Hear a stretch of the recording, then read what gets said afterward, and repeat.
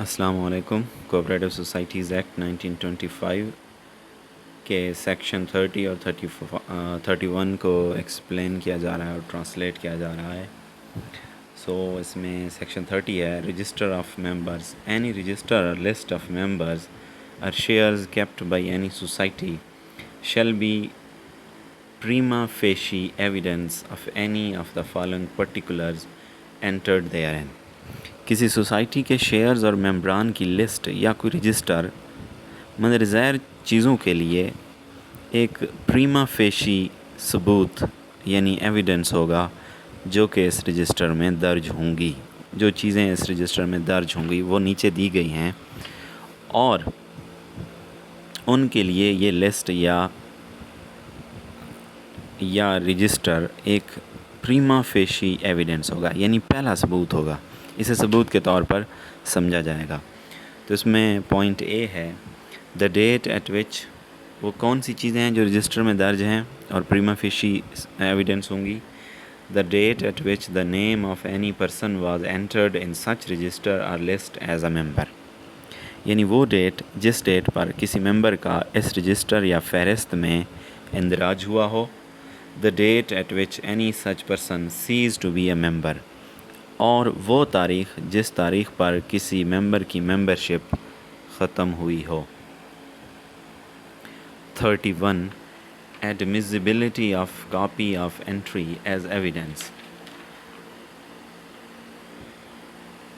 A copy of any entry in any book, register or list regularly kept in the course of business in the possession of a society shall, if duly certified in such manner as may be prescribed by the rules, be admissible in the evidence of the existence of the entry, and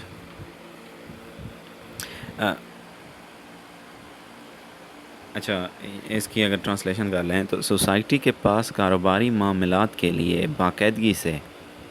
لکھے جانے والے register یا کسی بک یا فہرست میں کسی بھی قسم کے اندراج یعنی انٹری کی copy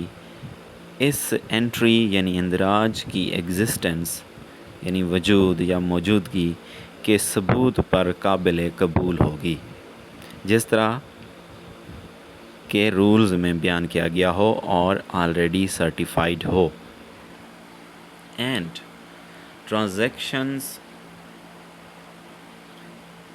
and shall be admitted as evidence of the matters and transactions therein recorded in every case where and to the same extent to which the original entry would, if produced, have been admissible to prove such matters۔ اسی طرح کسی معاملے یا transaction کے ثبوت کے طور پر بھی تسلیم کی جائے گی، بالکل اسی طرح جس طرح سے کوئی اوریجنل انٹری قابل قبول ہوگی۔ Number 2، in the case of such societies as the government by general or special order may direct no officer of a society shall, in any legal proceedings to which the society is not a party, be compelled to produce any of the society's books, the contents of which can be proved under subsection 1, or to appear as a witness to prove the matters, transactions, and accounts therein recorded, unless by order of the court or a judge made for special cause۔ Government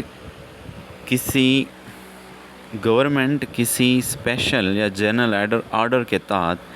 ایک society کے کسی بھی officer کو مجبور نہیں کر سکتی کہ کسی لیگل پروسیڈنگز میں وہ سوسائٹی کی ایسی بکس یا لسٹ پیش کرے جب کہ سوسائٹی اس لیگل پروسیڈنگ میں فریق بھی نہ ہو، اور نہ ہی سوسائٹی کے آفیسرز کو مجبور کر سکتی ہے کہ سوسائٹی کے میٹرز، ٹرانزیکشنز اور اکاؤنٹس کو ثابت کرنے کے لیے وٹنس کے طور پر ایسا آفیسر پیش ہو۔ Thank you so much.